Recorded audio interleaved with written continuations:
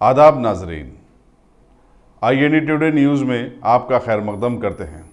आइए देखते हैं ये तफसीलात। 5 बरस में कर लिए। इंदिरा गांधी 15 बरस में करी थी, इन्हों 5 बरस में कर ली। कितना पैसा खर्च हुआ आपको सुनकर हैरत होगी। 2021 करोड़ रुपया खर्च हुआ किस पे?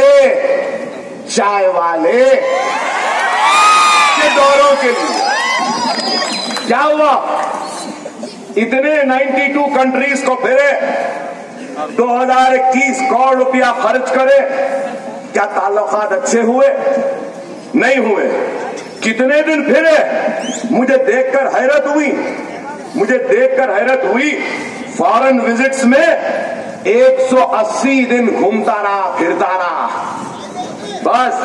और फिर total days spend on travelling, foreign visits में 180 और दूसरे दौरे इधर उधर फिरना है ना।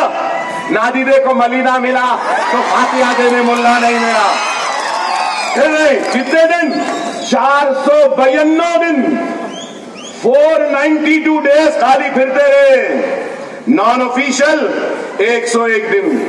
5 साल में 593 दिन। कल का चाय वाला आज का चौकीदार खाली फिरता रहा। आप बताइए क्या है?